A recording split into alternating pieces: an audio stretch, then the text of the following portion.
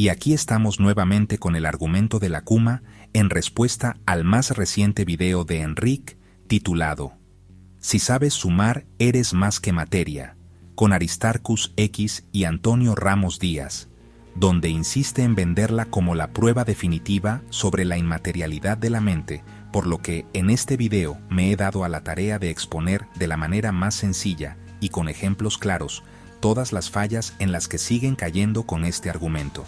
Dejo en la caja de comentarios un enlace al video de Enric y también a un video del canal Matemáticas en Nuevo León del doctor en matemáticas Ray Flores, donde vemos un análisis muy interesante al primer video de Enric sobre el argumento de la Kuma. Sin más preámbulos, comencemos. El plano del terreno. ¿Qué dice realmente el argumento? 1. Nada en la materialidad de una calculadora o del cerebro determina si está sumando o cumando. 2. Es imposible sumar y cumar con el mismo proceso al mismo tiempo.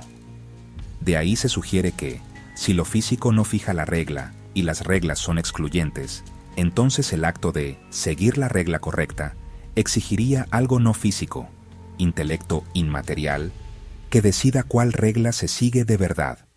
Esta formulación aparece en la propia discusión del video. La imposibilidad de decidir entre suma o cuma mirando solo resultados o símbolos, la exclusión mutua de ambas operaciones y la aparente consecuencia terrible de que una calculadora, y por extensión un cerebro, ni suma ni cuma. Además, se añade una distinción. Los sistemas físicos de computación procesan numerales, no números. En cambio, nosotros accederíamos al número mismo a través de representaciones. Ese contraste pretende apuntalar que lo físico no basta para fijar la regla correcta. Formalizando el argumento. 1. Nada puramente material posee una estructura formal determinada. 2. El pensamiento sí posee una estructura formal determinada. Conclusión. Entonces, el pensamiento no puede ser puramente material.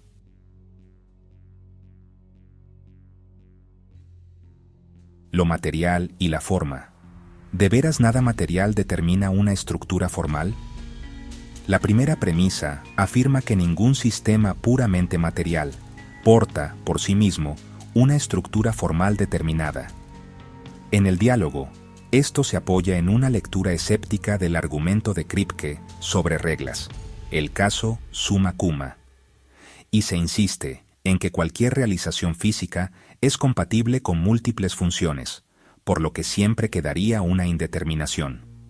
Para refutar esta idea con claridad, utilicemos una metáfora sencilla. Imagina una llave y una cerradura. ¿Es indeterminado que esa llave abre esa cerradura? Puedes intentar forzar interpretaciones raras. Quizá la llave fue hecha para otra puerta, o quizá solo abre si es martes. Pero si observas el ajuste geométrico, los materiales, el historial de uso y, sobre todo, el comportamiento contrafactual robusto, abre hoy, mañana, con presiones razonables, en climas distintos. La supuesta indeterminación se vuelve un artificio. Las correspondencias funcionales en física se fijan por patrones amplios y estables de causa-efecto, no por una sola coincidencia puntual. Lo mismo con un dispositivo digital.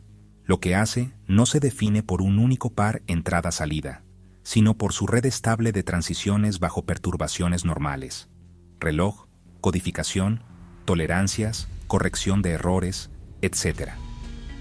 A ese tejido de si hiciera X, sucedería Y, los contrafactuales, le llamamos determinación funcional. No es magia inmaterial, es ingeniería estable y calibrada. En el video se responde, pero el mismo circuito podría interpretarse como otra función que coincide hasta cierto punto.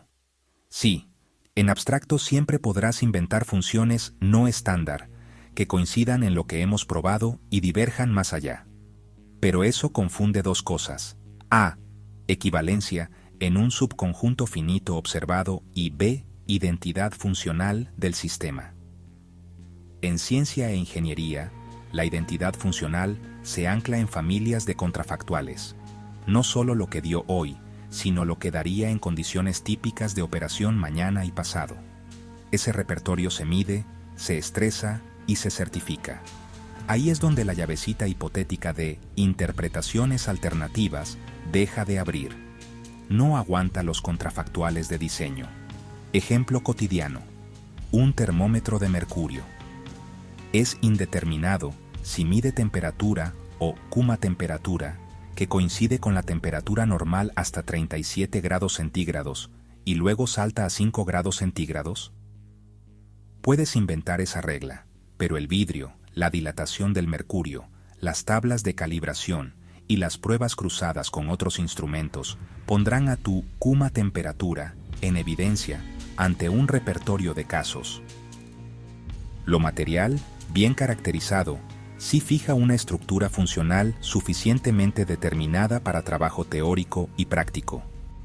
No necesitas postular un ingrediente inmaterial para explicar esa determinación. Conclusión provisional. La premisa, nada material determina estructura formal, es demasiado fuerte. A lo sumo, es cierto que toda interpretación formal usa convenciones, codificaciones, alfabetos, pero la determinación práctica de qué función realiza un sistema se ancla en su organización física, su historia de fabricación y pruebas, y, sobre todo, en sus contrafactuales estables. Llamar a eso indeterminado es confundir posibilidad lógica con plausibilidad física. ¿El pensamiento tiene estructura formal y por eso es inmaterial? La segunda premisa: el pensamiento sí posee estructura formal determinada. Suena razonable. Seguir una regla lógica o matemática es algo con forma, no un caos. Pero la conclusión, por eso no es material, no se sigue. Que algo tenga forma no implica que su soporte no sea físico. Un algoritmo tiene forma, y sin embargo, corre en un sustrato material. Que la mente tenga propiedades formales no prueba que no supervenga en lo físico. Solo prueba que hay organización. Utilicemos otra metáfora. Una novela tiene trama. La tinta no contiene personajes en sentido químico, pero no por eso la novela es inmaterial en el sentido fuerte. Decir, tiene forma, luego no es material, es un non sequitur. Lo correcto es, tiene forma.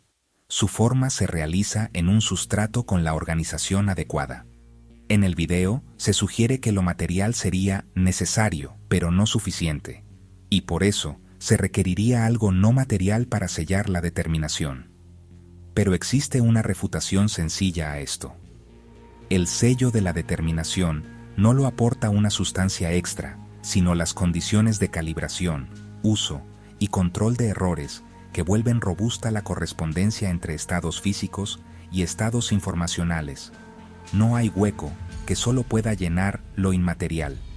Hay metodología pública para fijar el significado funcional, entrenamiento, verificación, pruebas de generalización y capacidad de responder a contrafactuales si fuera tal entrada, tal salida. Eso basta para explicar por qué, cuando pensamos, seguimos formas, y por qué esa formalidad puede estar anclada en circuitos neurales. El caso suma versus cuma, ¿qué muestra y qué no muestra? El ejemplo estrella del diálogo es suma versus cuma. Hasta cierto umbral, 57 en el relato, ambas coinciden, más allá, divergen. La lección que se extrae es que mirando lo físico, nunca sabríamos si un proceso implementa suma o cuma, porque siempre hay interpretaciones alternativas. 3 aclaraciones simples. A. En el mundo real, no operamos con dominios infinitos. Toda calculadora, todo cerebro, trabaja con recursos finitos y rangos operativos. Dentro de su dominio efectivo, la función implementada sí queda fijada por el hardware, el código y las pruebas. más allá del rango, donde la máquina satura o el cerebro no alcanzaría, no hay hecho físico porque no hay operación. Exigir que lo físico determine valores fuera de su dominio de operación es como culpar a un mapa de ciudad por no traer las rutas de otra galaxia. B. La indeterminación se evapora cuando exigimos criterios de corrección y reparación. Si una máquina da 5 como resultado de 58 más 60, diagnosticamos fallo porque el dispositivo fue diseñado, calibrado y probado para preservar una familia de igualdades. En el video mismo, se reconoce que la cuestión de la normatividad que cuenta como error no se resuelve solo mirando un resultado puntual. Exacto, se resuelve mirando la red de prácticas, diseño, intenciones, estándares que fijan qué computación debía preservarse. Eso no apela a lo inmaterial, apela a ingeniería y a normas públicas. C. Afirmar no se puede sumar y cumar simultáneamente con el mismo proceso es correcto. Pero de ahí no se sigue que el pensamiento sea inmaterial. Lo único que sigue es que identidad de función importa. Un mismo proceso, bajo la misma caracterización, no puede satisfacer dos reglas incompatibles. En el propio video se presenta esta tesis de exclusión. Eso es compatible con que la mente sea un sistema físico que, dada su organización, implementa una regla y no otra. Números versus numerales. ¿Los computadores solo procesan símbolos? En el video se dice que los sistemas físicos computacionales procesan numerales, no números, y que la interpretación corre por cuenta nuestra. Nosotros, en cambio, alcanzaríamos el número a través del símbolo. De nuevo, refutamos esto utilizando una metáfora simple. Cuando lees 3, tu cerebro también procesa un numeral, un trazo visual codificado. El contacto con el número, sea lo que filosóficamente entiendas por él, siempre ocurre vía representaciones físicas, huellas neuronales, sonidos, grafías. Si esa mediación física rebaja a la computadora a mera manipulación de símbolos, también nos rebajaría a nosotros. Pero no hace falta rebajar nada. Lo semántico emerge del uso y de los contrafactuales. Un sistema que está entrenado para operar con 3 hará cosas correctas con diferentes símbolos de 3 y con audio que diga 3, porque su organización física está calibrada para reconocer clases de codificaciones como equivalentes. Entonces, la distinción número-numeral no prueba que lo formal sea inmaterial, solo recuerda que la semántica se realiza encarnada. En otras palabras, tanto nosotros como las computadoras nunca tocamos el número puro directamente, sino que siempre lo alcanzamos a través de representaciones físicas, numerales escritos, sonidos, trazos o impulsos eléctricos.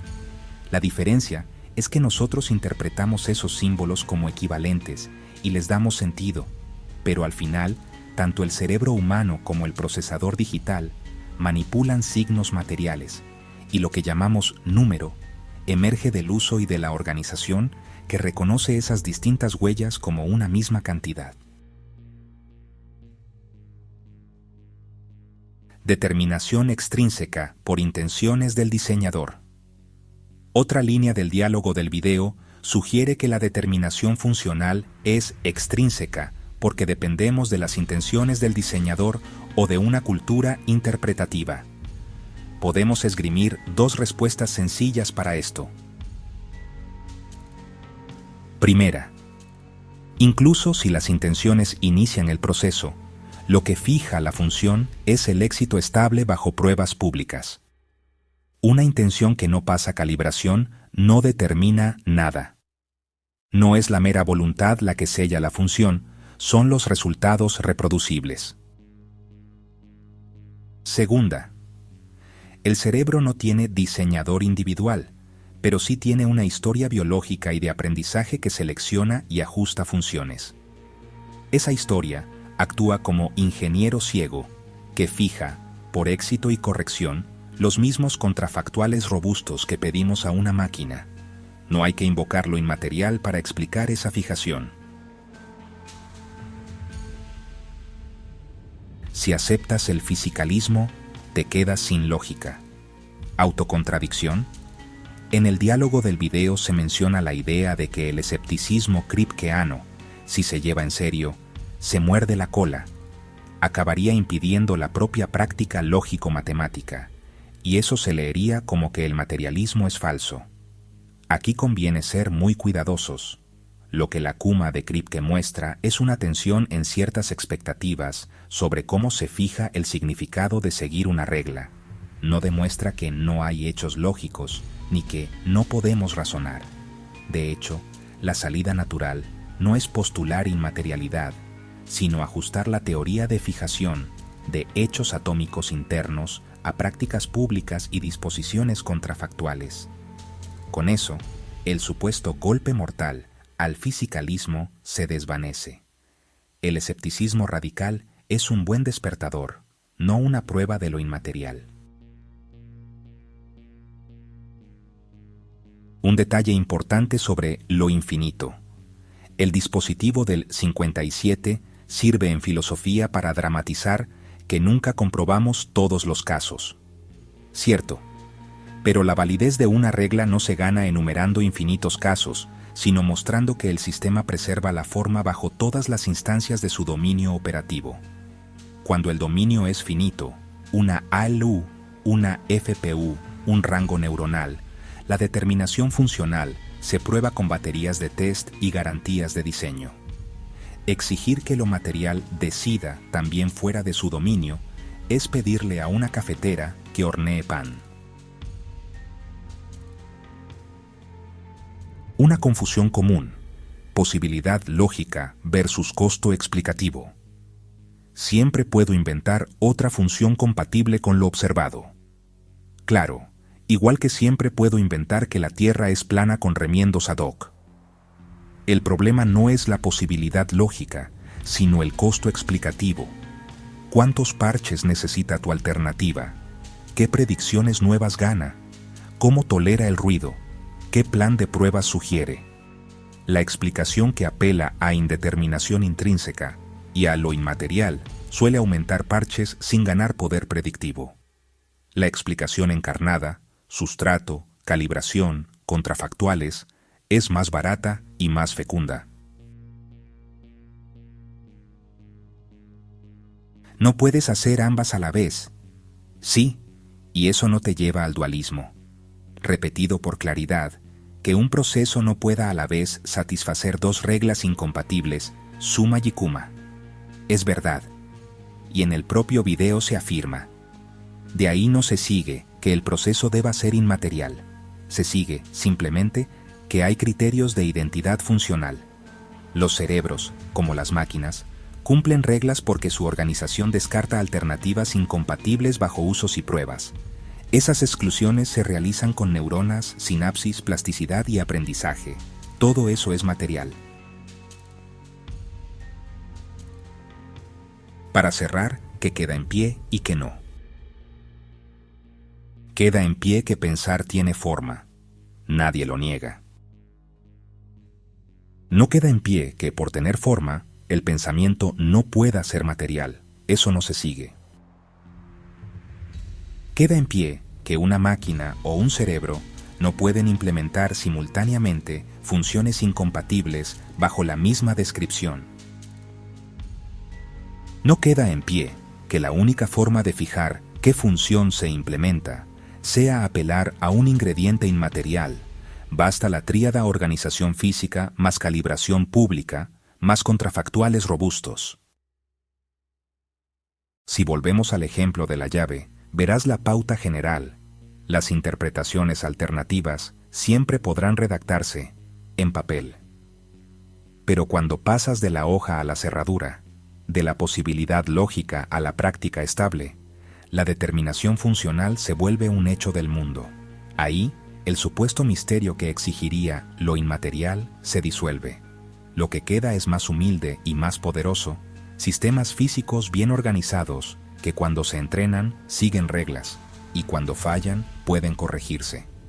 es exactamente lo que pedimos a una mente que razona, y eso por sí mismo no requiere salirnos de la materia. Hasta aquí, consideramos que hemos abordado en su totalidad el argumento de la Kuma y hemos expuesto a la luz sus fallas e inconsistencias. Pero si aún tienes alguna duda al respecto, te dejamos la siguiente sección donde tratamos el argumento y sus fallas de manera aún más sencilla. Esto para las personas no tan versadas en estos temas.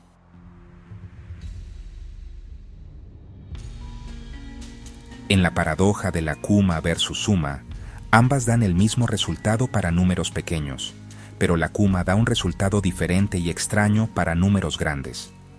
El argumento nos dice que si observamos el comportamiento de una calculadora o incluso de un cerebro, nunca podremos estar absolutamente seguros de cuál de las dos infinitas reglas está siguiendo.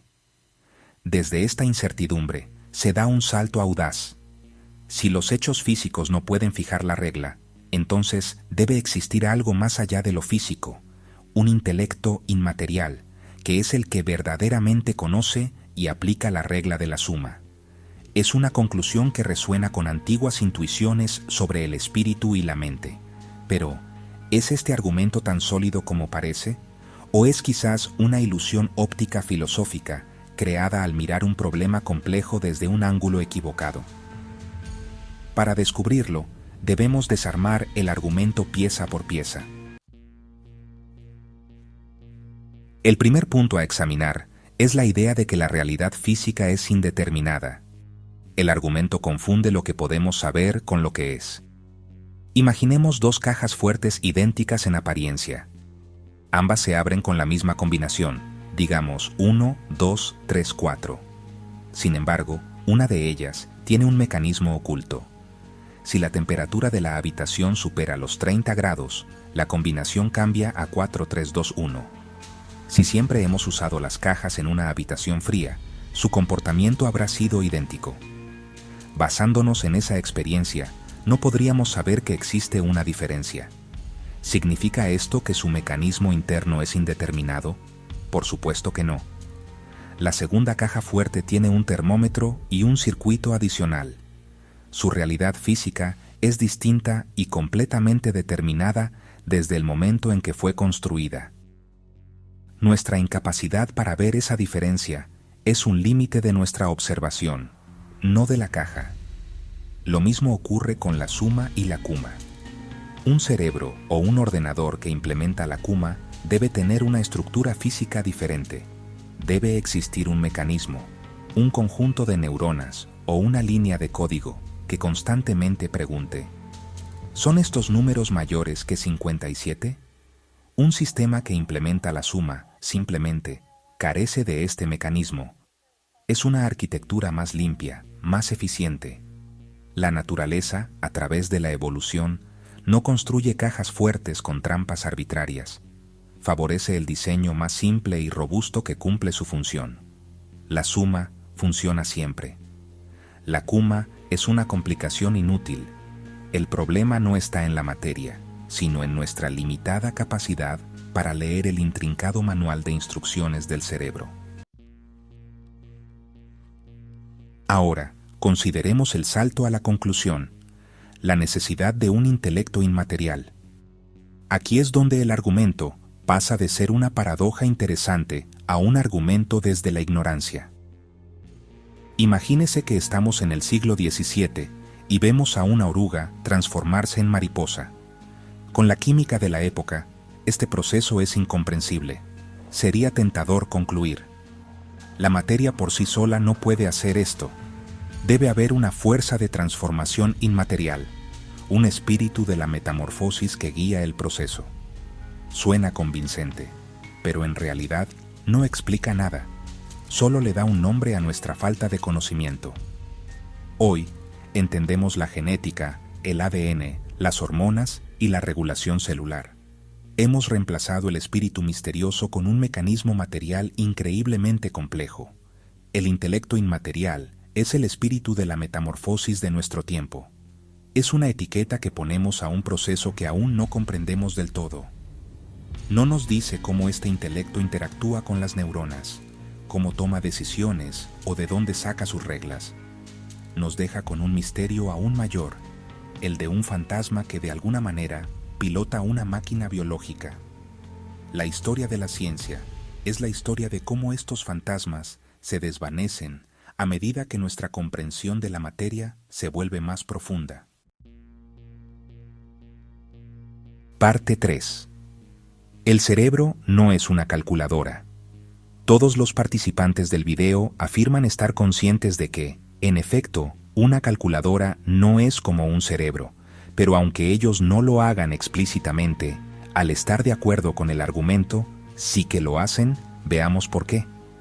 Quizás el error más fundamental del argumento es su premisa implícita, que la mente funciona como un ordenador, procesando reglas abstractas y símbolos. Pero el cerebro no es un procesador de silicio. Es un órgano de carne y hueso, un producto de millones de años de evolución en un mundo físico. Pensemos en cómo aprendemos a atrapar una pelota. No resolvemos ecuaciones de física en nuestra cabeza para calcular su trayectoria. Nuestro cuerpo, a través de la experiencia, aprende el patrón. La regla para atrapar la pelota no está escrita en un lenguaje simbólico en nuestro cerebro. Está encarnada en la conexión afinada entre nuestros ojos, nuestros nervios y nuestros músculos. La cognición humana, incluso la más abstracta, funciona de manera similar. La idea de sumar no es solo una regla formal. Para nuestro cerebro, 2 más 2 es igual a 4 está anclado en innumerables experiencias corporales. La experiencia de juntar 2 manzanas con otras 2 manzanas, la de dar 2 pasos y luego otros 2, la de sentir el ritmo de un compás de 4 tiempos. La suma es un concepto robusto porque refleja la estructura del mundo real en el que evolucionamos. La cuma es una construcción frágil y puramente lógica, sin ninguna raíz en nuestra experiencia vivida. El argumento trata al cerebro como una biblioteca de reglas abstractas, cuando en realidad es más como un bosque vivo, donde los conceptos son redes de raíces interconectadas que crecen y se fortalecen a partir del suelo de la experiencia física. Parte 4. La solución oculta en el propio argumento. Y aquí llegamos a la ironía final. La tradición filosófica de la que surge esta paradoja, la de Ludwig Wittgenstein, ofrece una solución que no requiere fantasmas ni espíritus, y es una solución profundamente material y social. Pensemos en las reglas de un juego, como el ajedrez. ¿Qué hace que un trozo de madera sea un rey? No es una propiedad intrínseca de la madera, tampoco es una realeza inmaterial que habita en la pieza. Lo que lo convierte en un rey es el conjunto de reglas que nosotros, la comunidad de jugadores, acordamos. Su identidad reside en su uso dentro de nuestro sistema compartido. Si alguien mueve su rey en diagonal a través de todo el tablero, no nos preguntamos si en su mente privada está siguiendo la regla del rey alfil. Simplemente decimos: estás jugando mal. Esas no son las reglas del ajedrez. El significado de sumar funciona de la misma manera. No es un estado mental privado e inaccesible. Es una práctica social. Saber sumar significa ser capaz de participar correctamente en un juego de lenguaje que nuestra cultura ha desarrollado porque es inmensamente útil. Cuando un niño dice que 2 más 2 es igual a 5, lo corregimos. Lo integramos en nuestra práctica compartida. La certeza no proviene de un vistazo a un alma inmaterial, sino de la coherencia y el acuerdo dentro de una comunidad. La cuma es como inventar una regla de ajedrez sin sentido que nadie más juega. Puedes seguirla en privado, pero no te servirá para participar en el mundo compartido. Así, el imponente argumento de la inmaterialidad se desvanece. No porque sea tonto, sino porque nos lleva por un camino equivocado. Nos hace buscar la mente en un reino etéreo, cuando siempre ha estado aquí, frente a nosotros. La mente no es un fantasma en la máquina, es la increíble sinfonía que toca la máquina misma. Es el patrón emergente de miles de millones de neuronas, afinadas por la evolución, ancladas en la experiencia de un cuerpo, y cuyo significado se forja en el lenguaje y la interacción con otros. La respuesta no yace en negar la materia, sino en maravillarnos ante su extraordinaria, casi infinita, capacidad para generar complejidad, conciencia y pensamiento.